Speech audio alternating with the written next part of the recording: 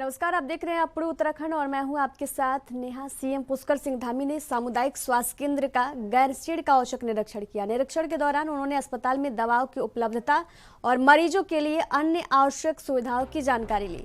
CM ने अस्पताल में भर्ती मरीजों का हालचाल जाना। इस अवसर पर सीएम पुष्कर सिंह धामी ने मुख्यमंत्री घोषणा के अंतर्गत बन रहे 50 बेड के उप जिला चिकित्सालय के नवीन भवन की कार्य प्रगति का भी अवलोकन किया। उन्होंने कार्यदायी संस्था को इसका निर्माण जल्द पूर्ण करने के निर्देश दिए। सीएम ने कहा कि स्वास्थ्य सुविधाओं को बेहतर बनाने के लिए सरकार द्वारा लगातार प्रयास किए जा रहे हैं। राज्य के दुर्गम क्षेत्रों में स्वास्थ्य सुविधाओं को और मजबूत बनाने की दिशा में तेजी से कार्य हो रहे हैं। आयुष्मान योजना के तहत इस बार बजट में वृद्धि की गई है। इस योजना का लाभ सभी कार्ड धारकों को मिले, ये सरकार की प्राथमिकता है।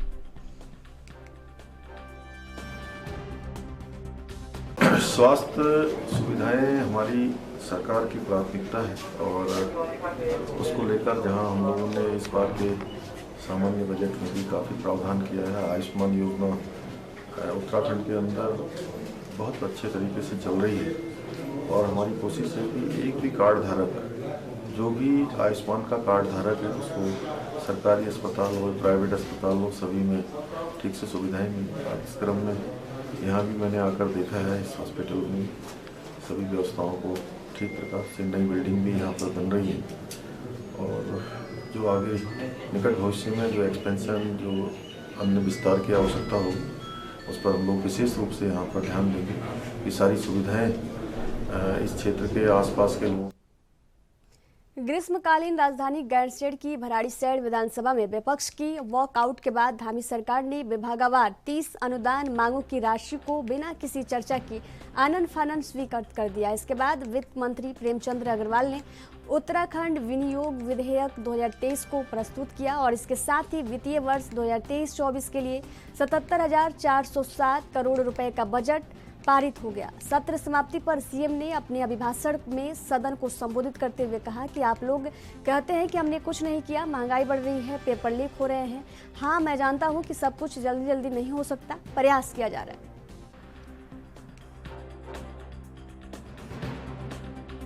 आप लोग कहते हैं कि हमने कुछ नहीं किया, महंगाई बढ़ रही है, पेपर लीक हो रहे हैं।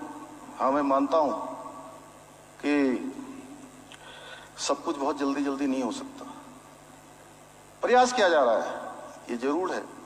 आदरणीय यशपाल जी बोल रहे थे तो मैं कुछ लास्ट में सुन पाया, कुछ उधर से देख रहा था मैं उसमें स्क्रीन में। तो मैं कहना चाहता हूं कि हम इसके लिए प्रयास कर रहे हैं।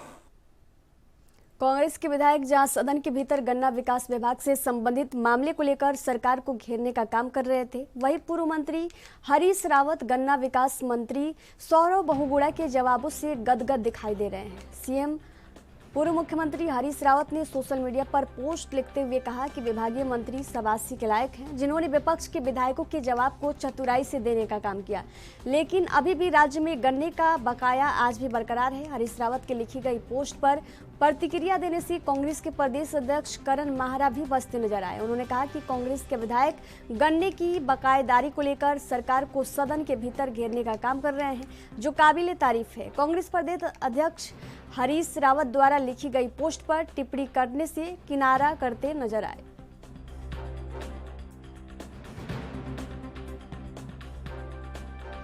हरीश रावत जी ने क्या कहा मेरी जानकारी में नहीं है, लेकिन इतना मैं जरूर कहूंगा कि विधायकों का प्रश्न वाजिब है। गन्ना किसान जिस समर्थन मूल्य में पिछले वर्ष गन्ना दे रहे थे, वो इस वर्ष भी उतना ही रखा गया है और जो उनका बकाया है 200 करोड़ से ज्यादा का बकाया इस राज्य में है, वो बकाये के भुगतान की व्यवस्था भी इस बजट में नहीं की गई है। और जिस गन्ने से चीनी बनती है, उस चीनी का रिकॉर्ड तोड़ पैसा बढ़ा है, उसकी कीमत बढ़ी है। जिस गन्ने के सीरे से अल्कोहल बनता है, उस अल्कोहल की कीमत कई गुना बढ़ा दी गई है, 45% तक रेट बढ़ाए हैं। लेकिन गन्ना किसान के लिए किसी भी किस्म की राहत इस सरकार ने नहीं दी है। और विधायकों ने इसी को लेकर प्रश्न उठाए थे, उनके प्रश्न वाजिब हैं और मैं उनको तारीफ देता हूं, उनको बधाई देता हूं कि एक ज्वलंत मुद्दे। गैरसैंण में आज कांग्रेसी युवाओं द्वारा सीएम पुष्कर सिंह धामी को काले झंडे दिखाकर विरोध किया गया। भर्ती परीक्षाओं में नकल की सीबीआई जांच की मांग और अंकिता भंडारी हत्याकांड को लेकर कांग्रेसियों का ये प्रदर्शन रहा। दरअसल सीएम धामी गैरसैंण मुख्य बाजार में वीर चंद्र सिंह गढ़वाली की मूर्ति पर माल्यार्पण करने जा रहे थे। विरोध प्रदर्शन के चलते सीएम धामी को बिना माल्यार्पण किया वहां से वापस जाना पड़ा। वहीं इस पूरे मामले में बीजेपी प्रदेश अध्यक्ष महेंद्र भट्ट ने कांग्रेस की कड़े शब्दों में निंदा की। महेंद्र भट्ट ने कहा कि दोनों ही प्रकरण में जांच चल रही।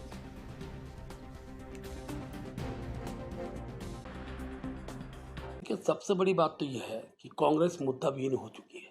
जब मुद्दे नहीं होते तो उन मुद्दों को कुरेदने का काम किया जाता है जो जिन पर जांचें चल रही होती हैं।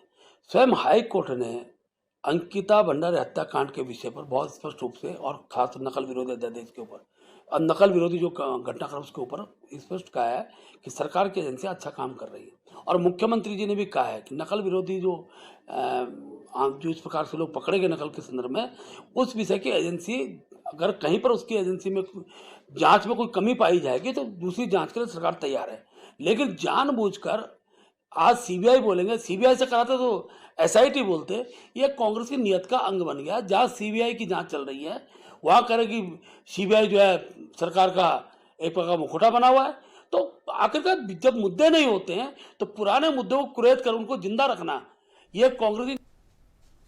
गैरसैंण में विधानसभा सत्र के दौरान कांग्रेस के विधायकों पर सदन की गरिमा को तार तार करते हुए विधानसभा अध्यक्ष रितु खंडूड़ी के साथ अभद्र व्यवहार, अमर्यादित आचरण किए जाने के बाद प्रदेश भर की 60 लाख मातृशक्ति में खासा रोष है। इसी को लेकर प्रदेश भर में आज प्रदेश व्यापी विरोध प्रदर्शन के तहत काशीपुर के कुंडा चौराहे पर बीजेपी महिला मोर्चा की महिलाओं ने महिलाओं के अपमान की बात करते हुए कांग्रेस पार्टी का पुतला दहन किया। वहीं भरतपुर मेघावाला मंडल के पदाधिकारियों ने बीजेपी महिला मोर्चा की जिलाध्यक्ष उमा जोशी और बीजेपी महिला मोर्चा की पूर्व जिला उपाध्यक्ष आकांक्षा ठाकुर के नेतृत्व में पार्टी की महिला कार्यकर्ताओं और पदाधिकारियों ने कुंडा चौराहे पर पहुंचकर कांग्रेस पार्टी के सांसदों और विधायकों और पार्टी नेताओं पर महिलाओं के अपमान किए जाने का आरोप लगाते हुए कांग्रेस पार्टी का पुतला दहन किया।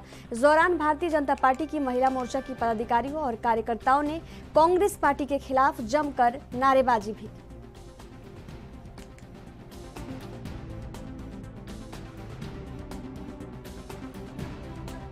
कि हमारे अक्सर क्या होता है, संसद हो या विधानसभा हो या किसी भी क्षेत्र में हो, कांग्रेस द्वारा हमेशा महिलाओं का अपमान किया जाता है। तो उत्तराखंड में अब ये अपमान महिलाओं का सहा नहीं जाएगा। और क्या जिस तरीके से ये अपमान हुआ है, हम चाहते हैं कि ये अपमान के लिए उनको माफ़ी मांगनी चाहिए।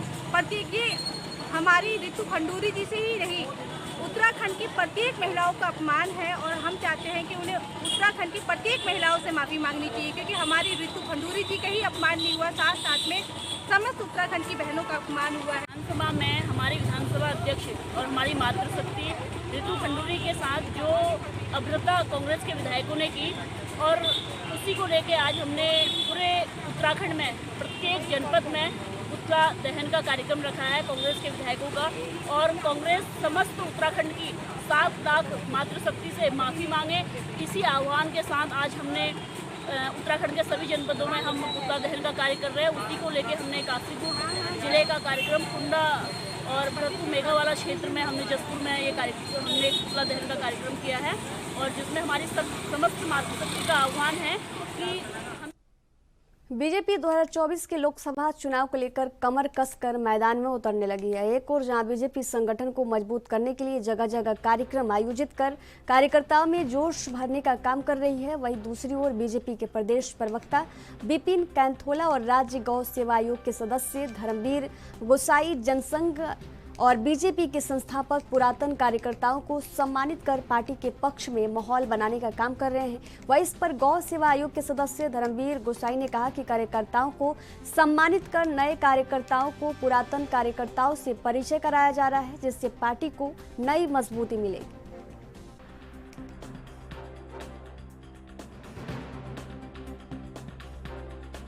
जनसंघ और भारतीय जनता पार्टी के संस्थापक सदस्यों को सम्मानित करने का काम कर रहे हैं। ये कार्यकर्ता हैं कि जिनके दम पर संगठन खड़ा हुआ और आज देश के अंदर भी भारतीय जनता पार्टी की सरकार है, राज्य में भी सरकार है और इनको सम्मानित करने का उद्देश्य हमारा मुख्यतः ये है कि जो नई पीढ़ी के कार्यकर्ता हैं उन्हें पता चले कि जो हमारे पुरातन कार्यकर्ता हैं जो अब अस्वस्थ हो चले हैं या आयु उनकी बढ़ गई है वो अब कार्यक्रम में भाग नहीं लेते हैं और इस कारण नए कार्यकर्ताओं को जान नहीं पाते, तो उनके घर जाकर सम्मानित करके नए कार्यकर्ताओं से उनका एक तरीके से परिचय करा। गन्ना इंडेंट बढ़ाने को लेकर किसानों ने लिब्बरहेड़ी गन्ना समिति में धरना दिया। भारतीय किसान यूनियन विकेट के पदाधिकारी और कार्यकर्ता गन्ना इंडेंट कैलेंडर दोबारा शुरू करने की खाद के साथ दी जा रही अन्य सामग्री को बंद करने को लेकर लिब्बरहेड़ी गन्ना समिति में इकट्ठा हुए और धरना दिया। इस दौरान गन्ना समिति और गन्ना मिल के अधिकारियों द्वारा धरने पर पहुंचकर किसानों से वार्ता की गई। किसानों और अधिकारियों के बीच घंटों वार्ता चली। किसानों ने अपनी समस्याओं को अधिकारियों के सामने रखा और उत्तम शुगर मिल के केन मैनेजर अनिल सिंह, डीसीओ और गन्ना समिति के चेयरमैन प्रतिनिधि सुशील राठी ने किसानों को आश्वासन दिया अगले 1 माह में किसानों का इंडेंट बढ़ा दिया जाएगा। तब जाकर किसानों ने धरना समाप्त किया। किसानों ने चेतावनी देते हुए कहा यदि इंडेंट नहीं बढ़ाया गया तो आगे भी प्रदर्शन किया जाएगा।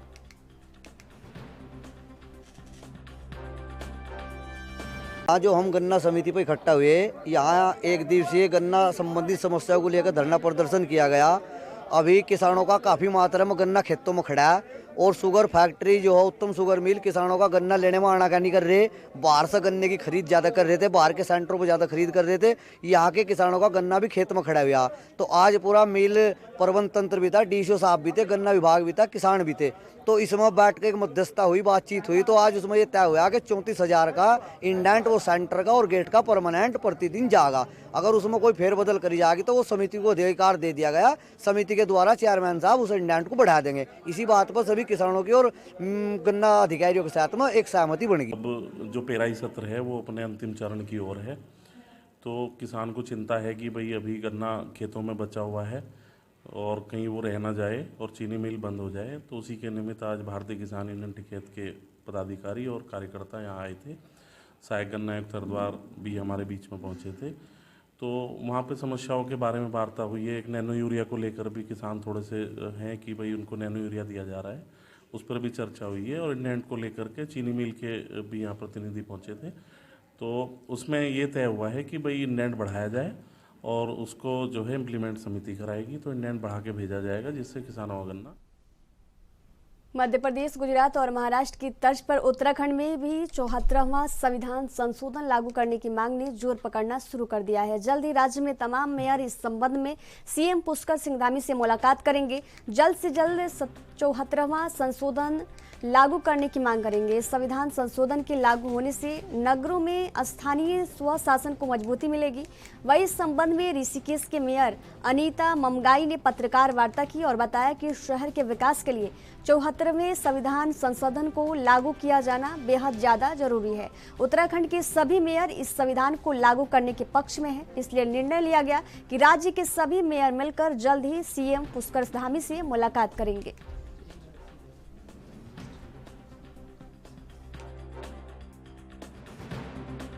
इसमें अभी जो हमारी मध्य प्रदेश बुरहानपुर में 2 दिवसीय जो अखिल भारतीय महापौर परिषद की बैठक हुई, उसमें बड़े जोर शोर से ये विषय उठा कि 74वां संविधान पूरे देश में निकायों में लागू होना चाहिए।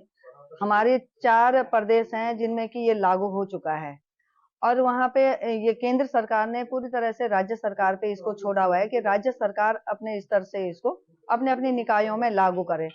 तो हमारा यहाँ पर उत्तराखंड में एक हमारा मेयरों का जो अपना एक संगठन है, उसके अध्यक्ष गामा जी को हमने चुना हुआ है। उनके नेतृत्व में सभी महापौर माननीय मुख्यमंत्री जी के पास जाएंगे और मुझे पूर्ण विश्वास है कि नगरीय स्थितियों को बेहतर करने के लिए, क्योंकि जब हमारा पहला पड़ाव सबसे पहले जो है वो छोटी निकायां हैं।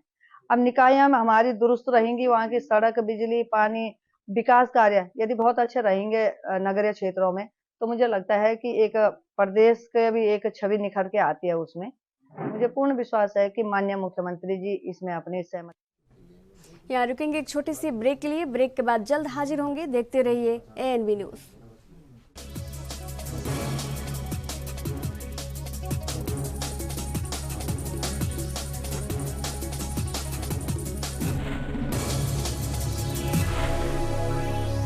ब्रेक के बाद एक बार फिर से आप सभी का स्वागत है। बढ़ेंगे अगली खबर की ओर। जिले के विभिन्न क्षेत्रों में हो रही वर्षा और ओलावृष्टि से किसान हताश, परेशान और निराश हो गए हैं। अभी भी पड़ रहे ओलों और बारिश से किसानों की आलू, शिमला मिर्च, मटर, लौकी, धनिया, बीन, सब्जियां, गेहूं और दालें सहित फलों की बीज पूरी तरह बर्बाद हो गई है, जिससे किसानों के नुकसान हुआ है। मौसम के कुचक्र से किसानों के समक्ष भारी परेशानी खड़ी हो गई।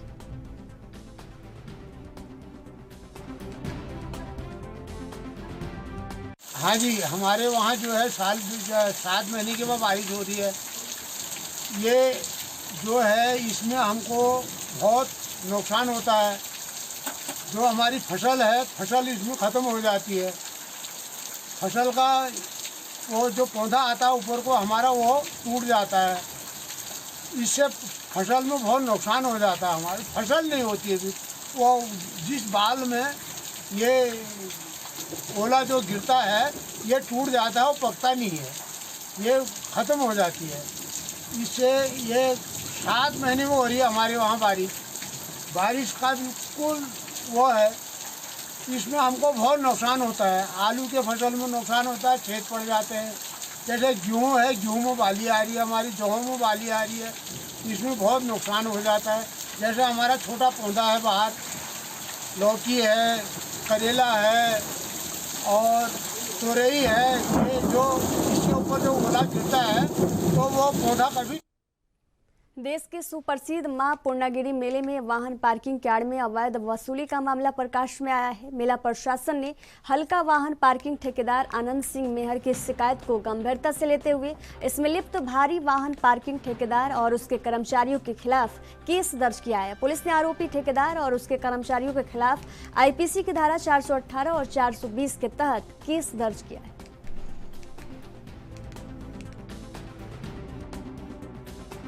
नहीं, ये जो बूम में जो पार्किंग है, बूम का ठेकेदार जिसको जो है बड़े वाहनों की उसकी ठेका है और टूलीगाड़ तक उसको मोटरसाइकिलों का जो दोपहिया वाहन है उसका ठेका है। तो इसकी शिकायत कई दिनों से आ रही थी। पिछले कई दिनों से सभी लोगों ने दूरभाष पे भी, समाचार पत्रों में भी, फिर हमने नोटिस भी इसको दिया पहले। और आनंद सिंह है जो घर मंदिर पार्किंग का जो ठेकेदार है छोटे वाहनों का, उसके द्वारा लिखित रूप से शिकायत की। तो पहले उसने नोटिस का भी जो है उल्लंघन किया है और उसके बाद भी उसने जो है सब चीज़ें जारी रखी। छोटे वाहनों से, दोपहिया वाहनों से, छोटे वाहन जो मारुति कार उनसे 50 रुपया अवैध रूप से करना, तो कई सामने आए। तो उसके खिलाफ मेरे द्वारा वन विभाग के कर्मचारियों की लापरवाही के मामले में अधिकांश सामने आते ही रहते हैं, जिसके चलते क्षेत्र में वनों की कटाई पर रोक नहीं लग पाता है। इसी लापरवाही के कारण वनों की कटाई पर अंकुश नहीं लग पाता है और विभाग के जिम्मेदार अधिकारियों को बदनामी का दंश झेलना पड़ता है। जनपद चंपावत के कोट केंद्रीय बूम रेंज क्षेत्र में पेड़ों की अवैध कटान का मामला प्रकाश में आते ही विभाग में खलबली मच गई। इस बार गांव के ही एक व्यक्ति ने शिकायती पत्र देकर तस्करों के खिलाफ कार्रवाई की मांग की है। गांव निवासी जोहार सिंह ने वन विभाग के अधिकारियों को शिकायती पत्र दिया। पत्र में उन्होंने बताया कि तस्करों द्वारा लगभग 10 से अधिक पेड़ों की कटाई की गई।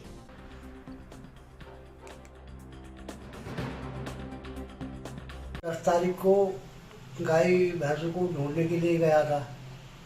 वहाँ 2 पेड़ पीढ़ी में छपयाया कर रहे थे। मैंने 10 पेड़ लेकिन अवैध पाए। वहाँ खोंट भी थे, उस दिन रट्टे भी थे। 11 तारीख को मैंने फॉरेस्टर साहब को लेकिन सूचना दी। 12 तारीख को माल भी उड़ गया और उन पेड़ों में घन नहीं था। 12 तारीख को उनमें घन भी लगा दिया गया। फिर 12 तारीख को गया तो शाम को माल भी उड़ गया था, पेड़ों में घन भी था। 10 तारीख घन नहीं था। 11 को फॉरेस्टर साहब को सूचना दी मैंने। और मैं बंदा का निवासी हूँ। मकंदा में ये 10-11 कुंभाट में ये हो रहा है। अच्छा। हाँ। उत्तराखंड के चंपावत पुलिस के हाथ बड़ी कामयाबी हाथ लगी है। आपको बता दें, जहां पुलिस ने ज्वेलरी ठगों का खुलासा किया है। जानकारी के मुताबिक 16 मार्च को आनंदी देवी गैंडा खाली जा रही थी, तभी एक गाड़ी उनके पास आकर रुकी और उनकी अपने कार में बैठा लिया। इसके बाद उनसे बोला गया कि आगे पुलिस की तरफ से चेकिंग की जा रही है, आप अपने जेवर निकाल के मुझे दे दो। इसके बाद आनंदी देवी ने अपने जेवर निकाल कर युवकों को दे दी। उसके बाद उनको गाड़ी से उतार दिया गया और कार चालक वहां से फरार हो गया। वही सूचना पर एसपी के निर्देश पर तत्काल मुकदमा दर्ज कर इस मामले का खुलासा किया गया।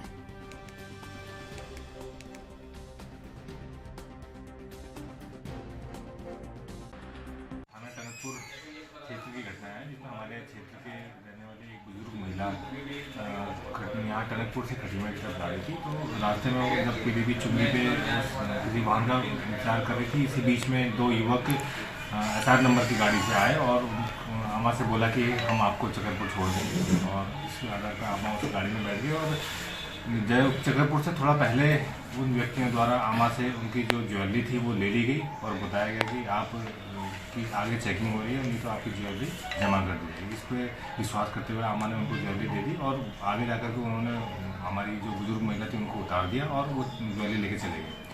इसके बाद से जैसे ही हमारे पास सूचना पहुंची तो हमारी कोतवाली की टीम और SOG की टीम ने तुरंत कार्रवाई करते हुए CCTV और अन्य कैमरे वगैरह देखने स्टार्ट किए। तो हमको गाड़ी की पहचान हुई और जो SR नंबर की गाड़ी थी, और उसको हमने ट्रैक करते रहे तो हमें पता चला वो दिल्ली की तरफ जा रही है। और संबंधित जितने भी हमारे उस रूट पर थाना पड़ते हैं, संबंधित थानाध्यक्षों को यहाँ से संपर्क किया गया और उक्त गाड़ी की चेकिंग करवाने किया गया। तो चेकिंग करवाने को बताया गया। और जब वो उत्तर प्रदेश अमरोहा ज़िले में थाना रजबपुर है, वहाँ की टीम ने चेकिंग की, जो उक्त गाड़ी को रोककर देखा गया तो उसमें दो व्यक्ति मिले, जिसका नाम, एक व्यक्ति का नाम है धीरज सिंह लांबा और दूसरा मुन्ना सिंह। एक फरीदाबाद का रहने वाला है और दूसरा। खबरों के सफर में फिलहाल दीजिए जाने की इजाजत। देखते रहिए NB न्यूज। नमस्कार।